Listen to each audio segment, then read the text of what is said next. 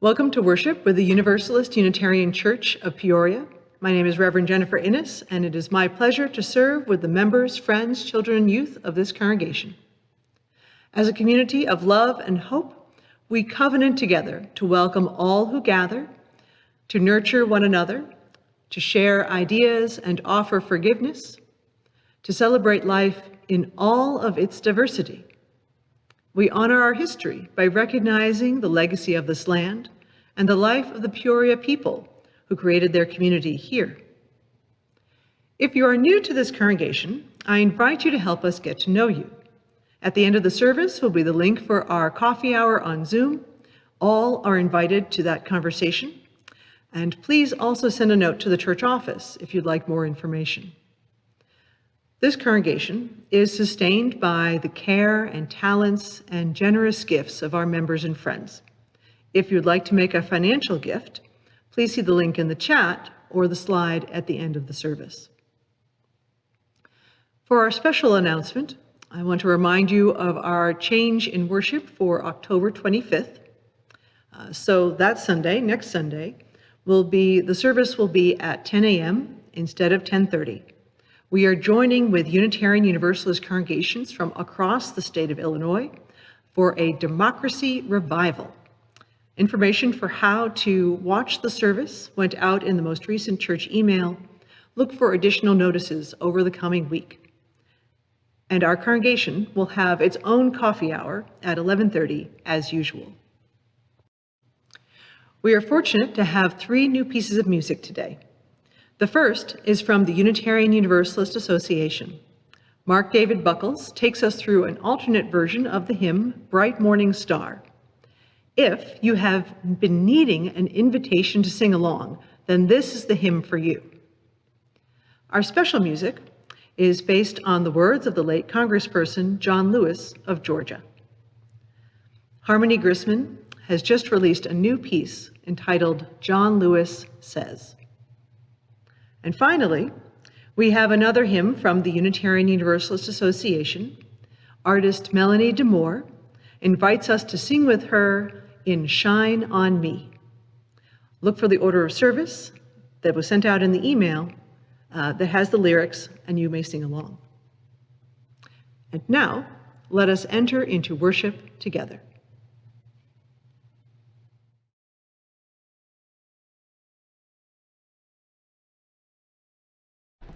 Hi everybody, my name is Mark David Buckles, and I'm going to be sharing the song Bright Morning Star with you. I hope you'll sing it with me. Some of you might be familiar with the song in the Unitarian Universalist hymnal, Bright Morning Stars. My understanding is that the song originally was Bright Morning Star, about our sun. Bright morning star is arising, or bright morning stars arising. This is also a different melody from maybe the one you've heard. It's, in my understanding, an old Appalachian melody. and it's got some additional verses written by my friend and colleague Matt Meyer. So here's how the song goes. Bright morning stars arising, bright morning stars arising, bright morning stars arising. Day is a breaking in my soul. So I'm going to line that out for you. I'll sing one line, invite you to sing it back with me. Bright morning stars arising. Your turn. Bright morning stars arising. Bright morning stars arising. Bright morning stars arising. Bright morning stars arising. Bright morning stars arising. Day is a breaking in my soul. Day is a breaking.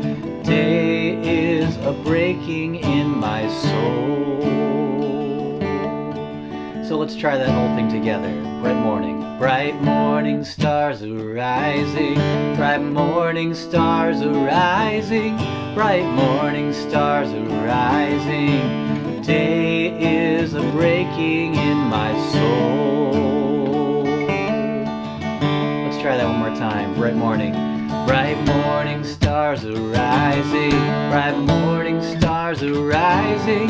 Bright morning stars arising. Day is a breaking in my soul. Rise up from morning slumber. Rise up from morning slumber. Rise up from morning slumber. Rise up from morning slumber. Day is a breaking in my soul. Rise up and hear your calling. Rise up and hear your calling. Rise up and hear your calling. Rise up and hear your calling. Day is a breaking in my soul. Oh, lift your voice to heaven. Oh, lift your voice to heaven. Oh, lift your voice to heaven. Oh, lift your voice to heaven. Day is breaking in my soul. We'll sing out loud for justice. We'll sing out loud for justice. We'll sing out loud for justice. We'll sing out loud for justice. Day is a breaking in my soul. We'll build this faith together. We'll build this faith together. We'll build this faith together. We'll build this faith together. Day is a breaking in my soul. Bright morning star. Bright morning star arising. Bright morning stars arising. Bright morning stars arising. Day is a breaking in my soul. One more time, bright morning. Bright morning stars arising. Bright morning stars arising. Bright morning stars arising. Day is a breaking in my soul. Day is a breaking. Day is a breaking in my soul. Day is a breaking. Day is a breaking in my soul. One more time. Day is a breaking in my soul. Opening words today are Gathering in Our Own Spaces by Jeff May. Come, Gather, not into a common space, sharing a physical closeness we all long for, precluded by wise choice. but come, gather into this common time and a common space. We need to be together. We yearn for connection.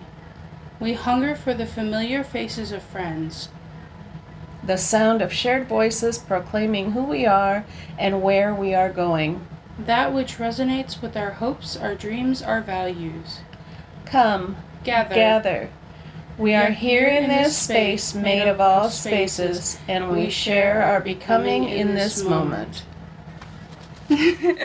Today's chalice lighting is Why We Are Here by Reverend Eric Walker Wickstrom. Here, today, in this time, and with these people, may we listen so we can hear. May we hear so that we can feel. May we feel so that we can know. And may we know so that we can change ourselves and this world. May this chalice we light our way. Good morning. I don't know if you're aware of it, but it's happened. The apocalypse has hit our world. At least that's how it feels. Now, in the Bible, the apocalypse is described as the complete and final destruction of the world. And it feels like that sometimes. But that's not really what's happened. And honestly, we're facing the apocalypse phase 2.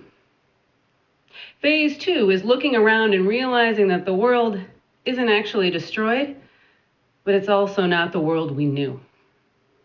So what should you do? How do you stock up for the apocalypse, this new world? You know you'll need plenty of survival tools, but where should you start? Well, you're in luck.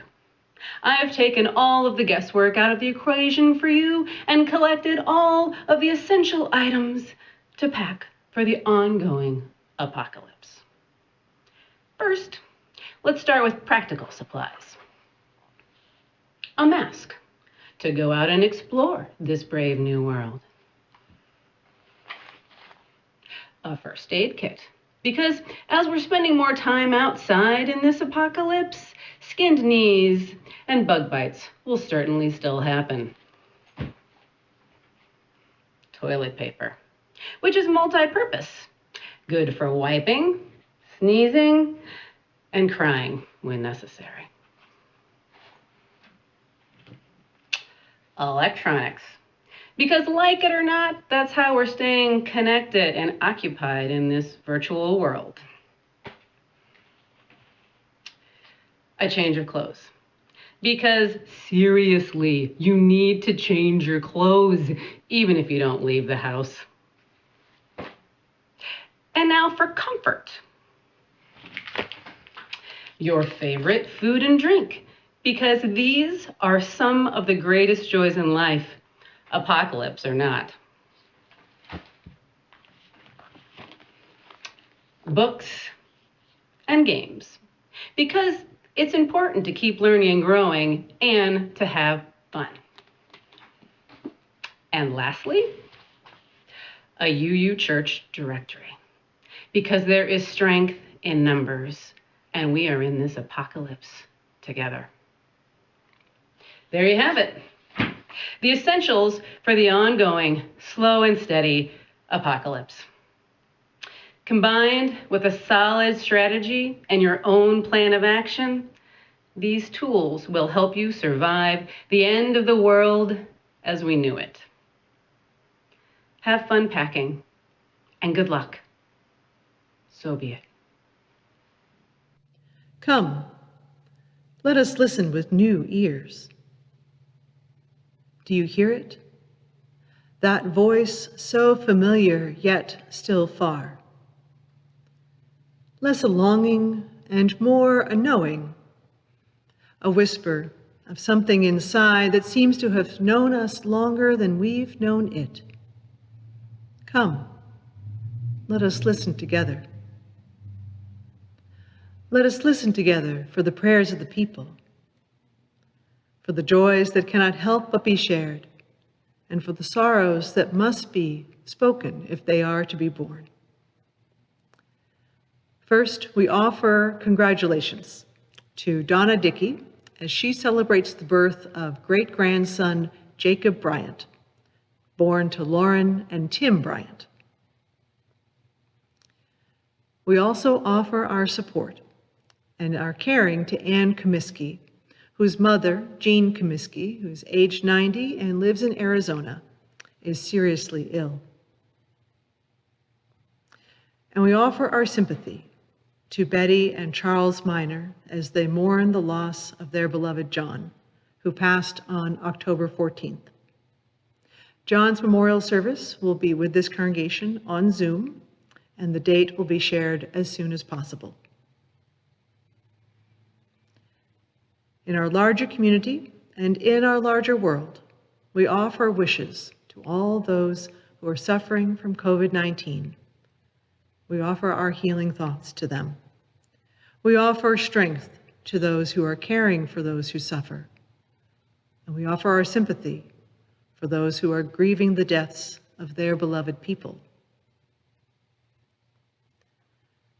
Let us take one more moment in silence for all of the names, the milestones, the joys and the sorrows that are among us. I invite you to breathe with me and take a moment.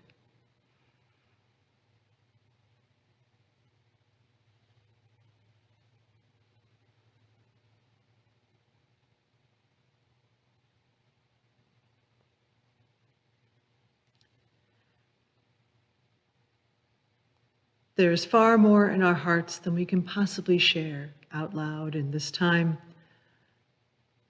We have received all that is within and on your minds and in your hearts. Thank you for sharing this moment with us. Amen. For our meditation, I offer a piece from the Reverend Scott Taylor, "Who we listen to is who we become." Sometimes it can be so loud, hard to hear those voices you once knew so well, voices that knew you so well. It's said silence heals us, but silence also holds us together. So pause while we can, while this sweet space gives us room to listen, to hear the echoes of memories that make us whole, to hear the pain of others that reawakens our hearts, to hear the beauty of wild woods that want us back. We don't just listen for clarity and guidance, we listen to become larger. Those voices calling us home are our home. We don't have conversations, we are conversations. We must remember, friends, who we listen to is who we become. Amen.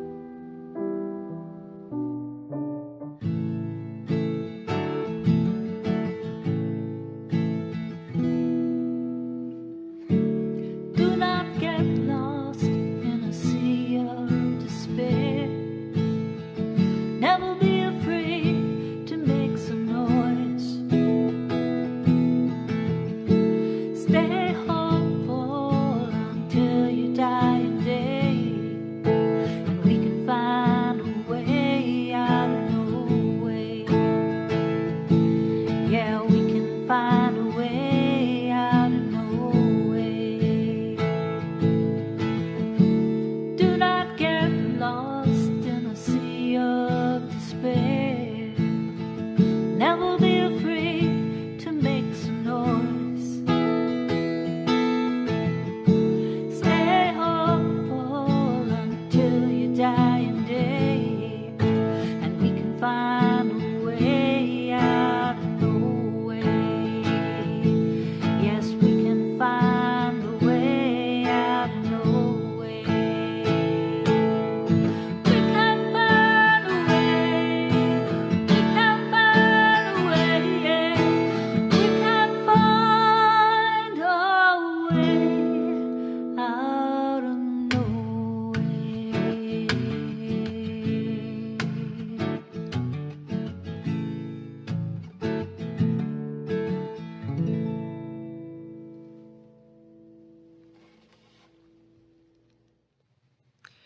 I begin the message with a chorus from the Keep Going On song by Abigail and Sean Bengtson. This is the keep going, keep going, keep going, keep going on. Keep going on song. This is the keep going, keep going, keep going, keep going on. Keep going on song. This is the keep going, keep going, keep going, keep going on. Keep going on song.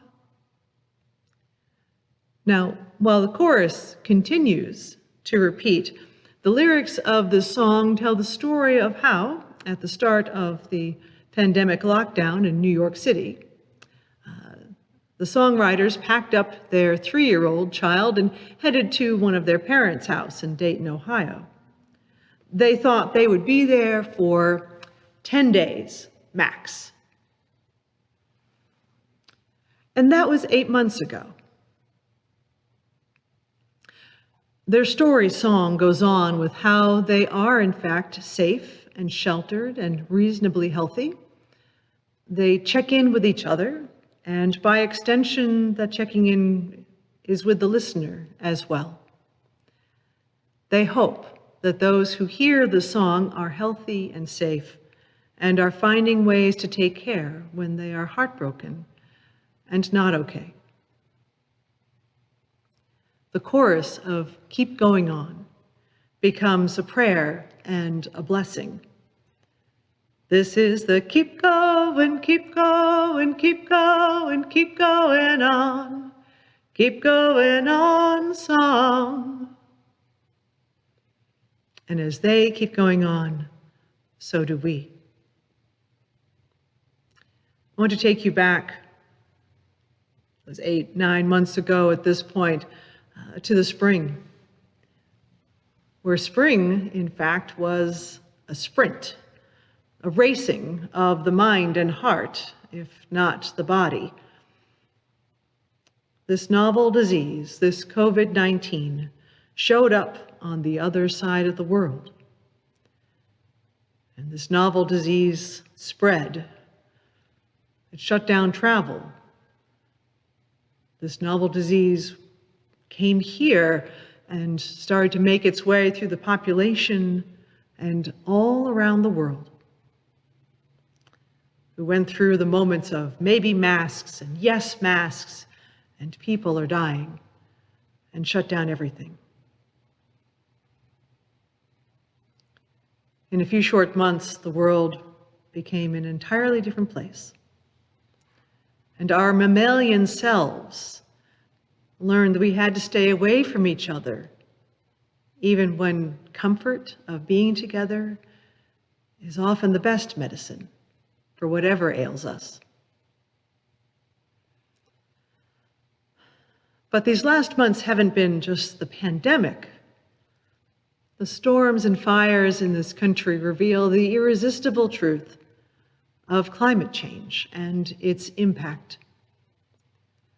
And we also have how much that racial injustice is out and visible in a way that cannot be dismissed. We have George Floyd and Breonna Taylor and their deaths, and Jacob Blake and his being shot by a police officer, and the people who love them and the people who fight for them. None of that can disappear in the passage of news cycles. The half joke of the year is welcome to the apocalypse. Everything is up in the air, even as school and life and work are in very close quarters. Our economy, our healthcare, sports, everything is in flux and in pain. And there's that election too, and the failures of our leaders to take care of the country. Many of us have endured. We continue to make our way. We've even gotten through summer and the beginning of school. It's all kind of patched up with a hope and a prayer and an enormous amount of sanitizer. And you and I, we've even started a new ministry. And I'll tell you this, there's no congregation I'd rather be with than you. But now, and now we are here in October. What does keep going on look like now? We've gotten through these first months, of the pandemic. That initial rush has become then a much longer journey. In the movies, when you have these exciting disaster moments, these really stimulating adventures, no one tells you the story of the tedium, of the day-to-day, of the disconnection. At the end of summer, we entered phase 2 of the apocalypse, if you will. Now we have to figure out what it means to keep going on. Social scientist and author and speaker Brené Brown has her podcast, Unlocking Us. Earlier this year, she talked about first times and how hard it is to upend and redo everything and learn new skills and new capacities and to adapt in the moment. And I will say the learning curve for this year has been as deep as the Grand Canyon. Now in September, she moved on to what comes after the first days and first times of learning a new experience. This is, she says, day 2. Now day 2 is the middle. When she runs a 3-day training, on day 2, she would caution people to make sure they've taken care of themselves and gotten enough rest, eaten well, and not had any alcohol, because they will, in fact, need to be clear-headed to get through the entire day. Day 2 is the most dense. It's the richest. It's past the first rush of meeting people and initial excitement, and it's the beginning of the adventure, whatever the adventure might be. And it's not day 3. Day 3 is still to come, but you still have to get to day 3. Now, back in September, she predicted that these next 3 months, would indeed be a mess. And we would make difficult and even bad decisions about, say, football, for example. We would get tired and weary of all this caution. And she was not alone in those predictions. This was nothing novel, but simply saying it was important to do. None of it was surprising given human needs and behavior. And collectively, we are weary. The economic and the childcare stress is exhausting. And I can't even encompass it with one word, this exhausting. It is bone tired and highly anxious all at once, and that's the new baseline. I find this with friends and colleagues when we ask and greet each other, "How are you?" "I am fine." This is the COVID pause here. "I am fine." And even with being fine, depression and disconnection are growing, and indeed winter is coming. But even being fine, every so often the awful breaks through, and the grief. I saw the trailer for the new movie, The Documents, the wonderful renovations of Frank Lloyd Wright's masterpiece, the Unity Temple building at Oak Park. Seeing the care taken with the stained glass, hearing the descriptions of beauty and intention with such a place of human gathering. People were looking forward to when it can be loved again in person. It was beautiful.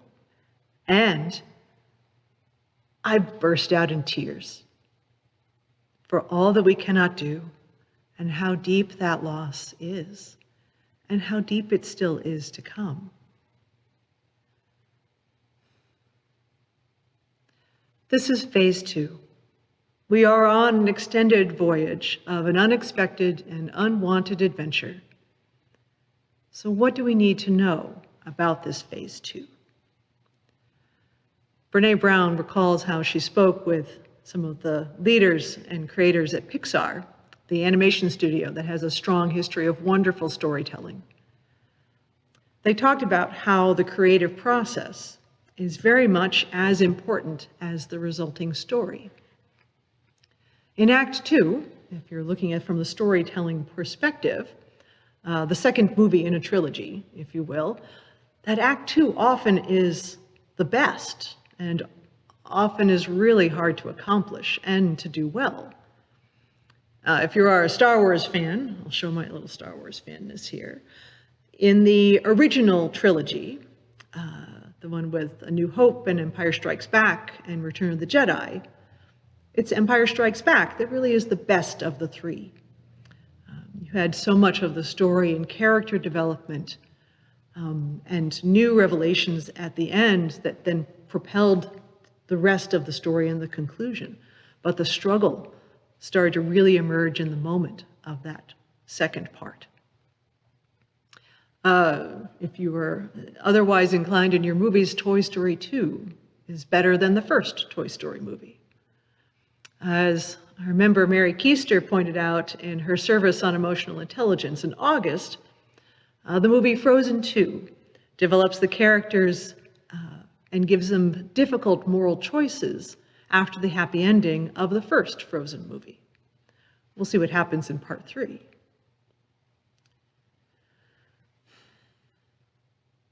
There are so many stories that we could connect to, and I want to make sure that if you have a chance to connect to the big stories in your lives, that you do that. I invite you after the service to think about what's the best story you ever heard or ever read.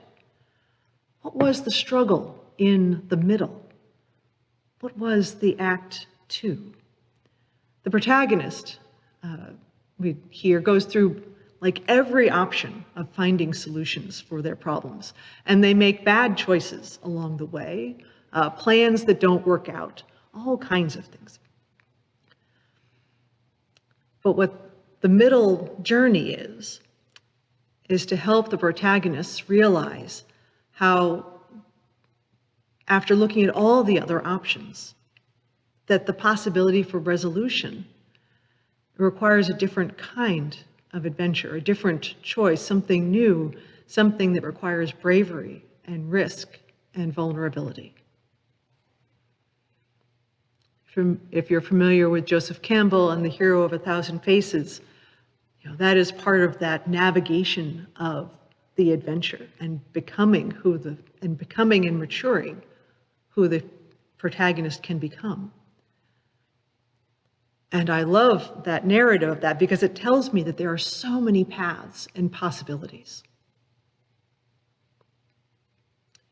At the same time, I'm also aware that in a story or in a movie, the reader knows that something is going to happen on the other side. There are this many minutes of the show. There are this many pages before the end of the book. Something will resolve. But in this phase 2, in this act, this is our journey. This is our story. And I have no idea how it will turn out, how long it will run, or how many pages to write. The middle of this story, it's a mess. And some of us will not make it to the end. Some of us may not be part of the congregation over time, and some of us will die before we can gather again. But for this story, for our story, what does it mean to keep going on?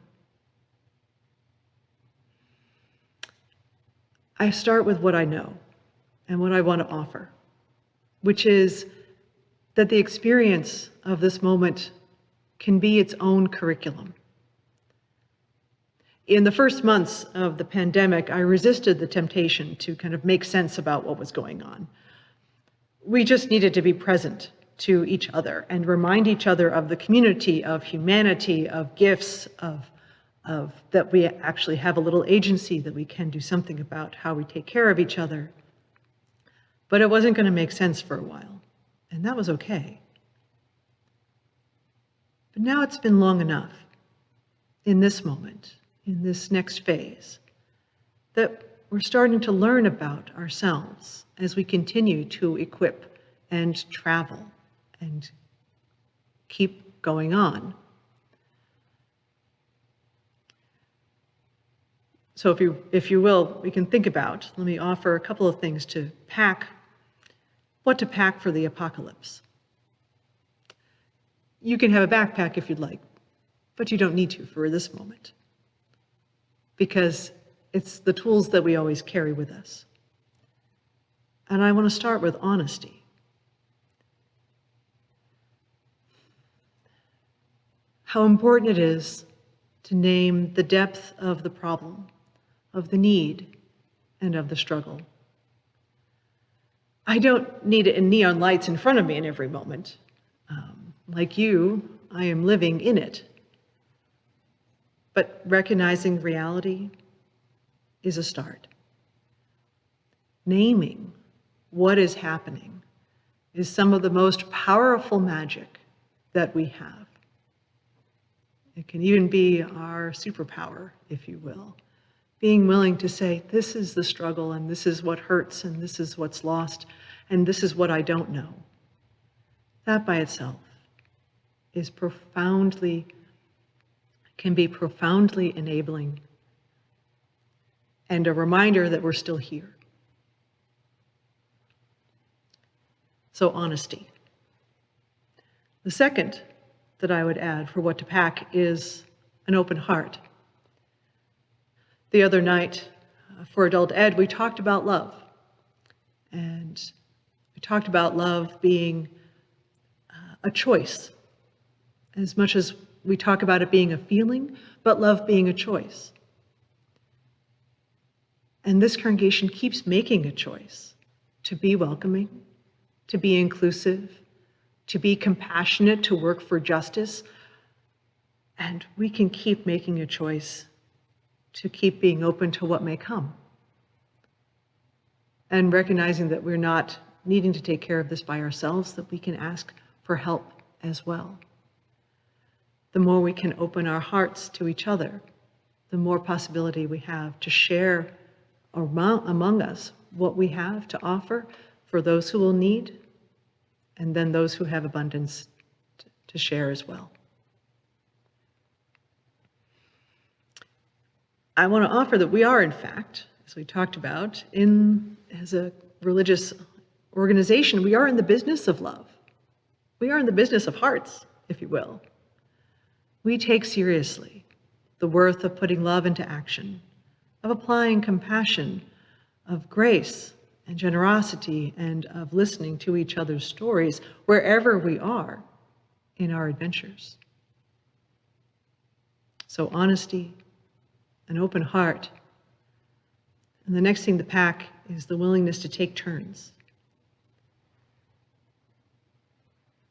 That we will need to spell one another in the course of this time together. There will be moments when I am more able and moments when you are more able, and we need to be able to say, this is what I need and this is what I can give. To take turns.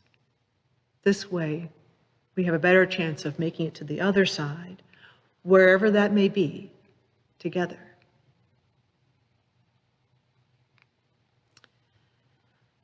One of our great powers also, that's always in our backpack, is our ability to learn and to change.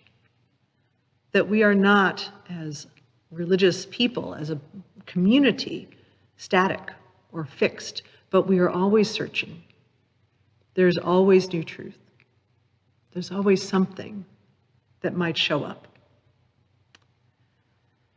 So for this year, this 2020 apocalypse, what have we learned? What might we need? What might we change? Sonia Renee Taylor, who's a Black artist and writer of The Body is Not an Apology, she says, we will not go back to normal. Normal never was. Our pre-corona existence was not normal, other than we normalized greed and inequity and exhaustion and depletion and extraction and disconnection, confusion, rage, hoarding, hate, and lack. We should not return, she says. We are being given the opportunity to stitch a new garment, one that fits all of humanity and nature. We will not go back to normal. We are being given an opportunity to stitch a new garment.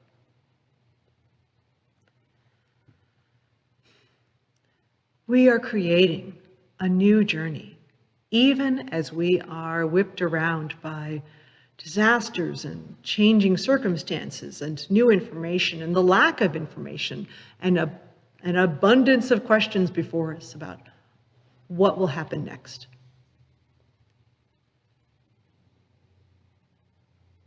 We have an opportunity to create something new. Not right this minute, not now, not in its entirety either, but with honesty and an open heart and a willingness to learn and a willingness to adapt over time, because nothing is going to be quite the same again. Something is possible every moment that we continue and remember that we can create something new. The late Congressperson John Lewis lived this journey of trying to create something new his entire life. He was an outspoken advocate as a Black man for civil rights in the very early years of it, and continued on that path for his entire life, bringing in people at every chance. He reminds us, do not get lost in a sea of despair. Never be afraid to make some noise. Stay hopeful until your dying day. We can find a way out of no way. We can find a way out of no way. Yes, we can find a way. John Lewis knew the scope of the challenge. He lived it. Many of us who are white are just still becoming aware of the systems we need to address, the systems of oppression. What this pandemic does is make more explicit this journey, more present to the world. COVID-19 might be the great unexpected and awful adventure for this year, but there are also so many layers that have already been among us for a very long time, many journeys that we still need to be resolving and taking care of.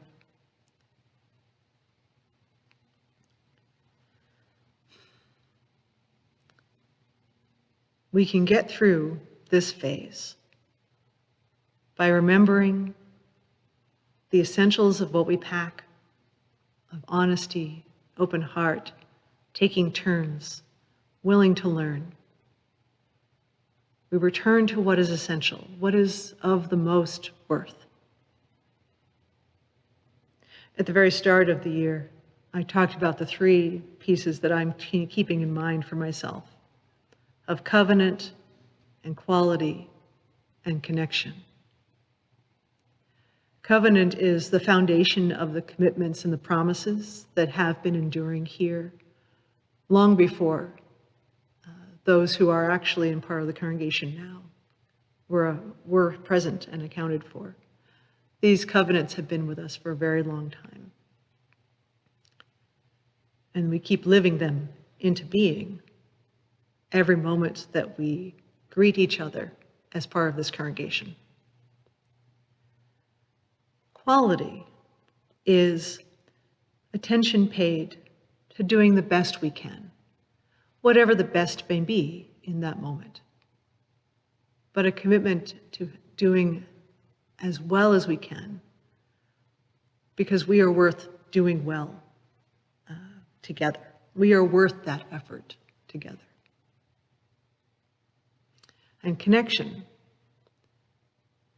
because we get to learn how many ways that we need each other and that we can find each other.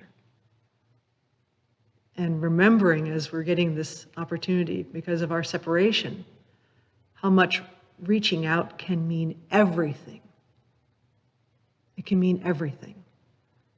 And it's worth finding all the ways that we can do that with each other. We have a chance, an opportunity, packing our tool bag, remembering our covenant and our quality and connection. As we face the wilderness before us, we do not know how long the path will be, or the shape of the road, or what we will encounter along the way. We can in all the ways possible, keep singing to each other. This is the keep going, keep going, keep going, keep going on. Keep going on song. This is the keep going, keep going, keep going, keep going on. Keep going on song. This is the keep going, keep going, keep going, keep going on. Keep going on song. May we keep each other in love as we continue on the way. Blessed be.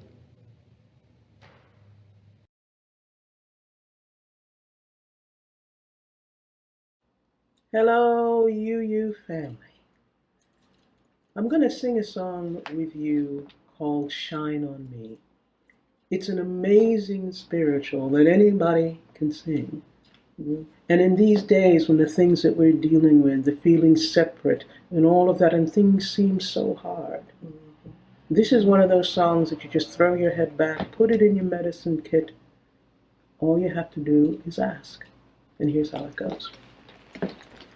Shine on me, oh shine on me.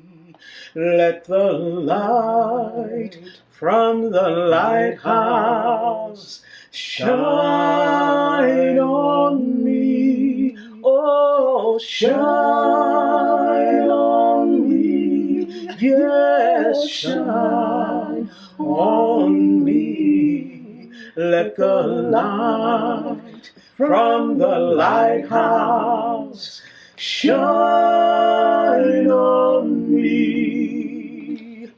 Lift me up, oh, lift me up.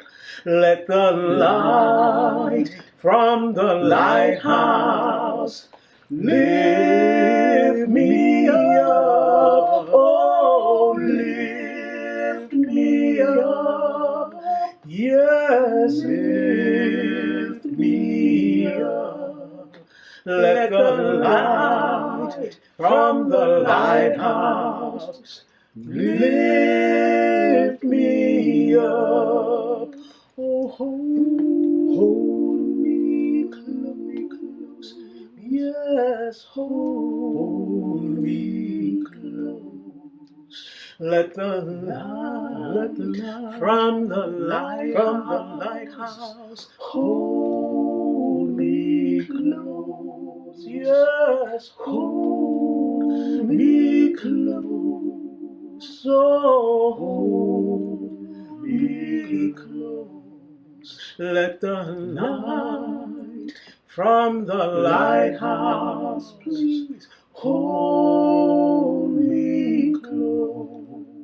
Oh, shine on me, yes, shine on me.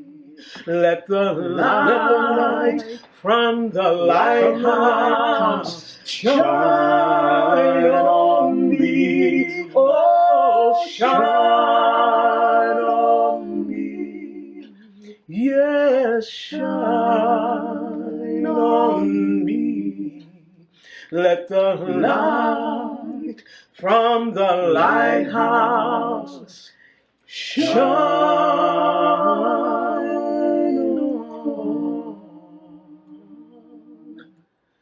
me.